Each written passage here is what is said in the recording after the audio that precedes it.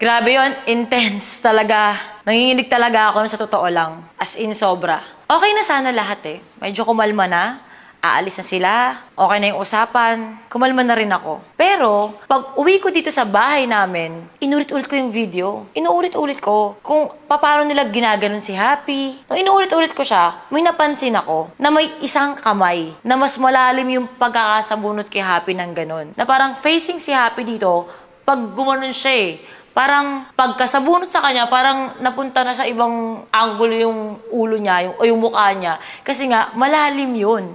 At sobrang halata na dahil nga nadala kami ng emosyon ng una, hindi na namin napansin na, oy, may isa pa.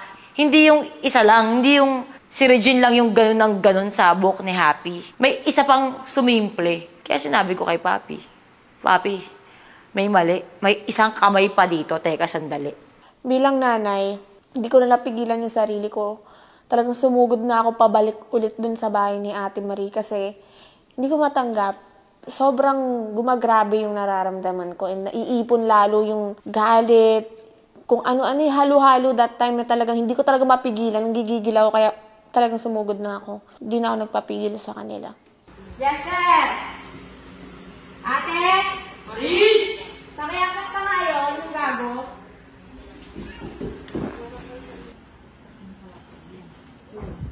Ikaw, maupo ka doon. Okay ka na. Ikaw? Ikaw isa ka pa. Ano yun? Ano? Nakikita mo yung video? Ha? Isa ka pa. Sasabihin mo sa akin na hindi ka nakikisali. Ha? Ang ina mo. Ha? Ha? Ano? Ang ina? Ano? Masarap yung ginaganyan? Ha? Ano? Masakit? Ha? Masakit ba? Ang ina mo, isa ka pa.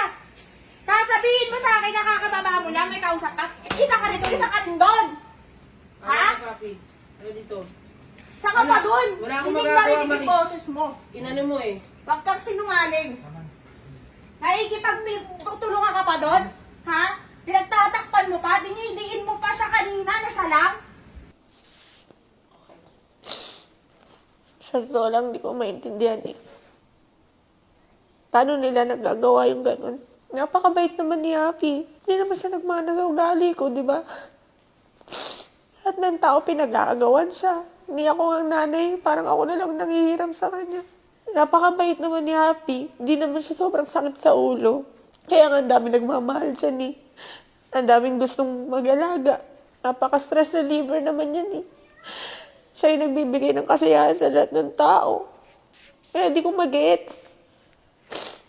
Hindi ko mag-gets kung bakit nila ginagawa yun kay Happy kasi alam ko naman sa sarili kung wala namang ginawang masama yung bata sa kanila. Wala namang kabuang-buang yun. Hindi ko maintindihan bakit. Yung tanong hanggang ngayon, na bakit kaya nila nagawa.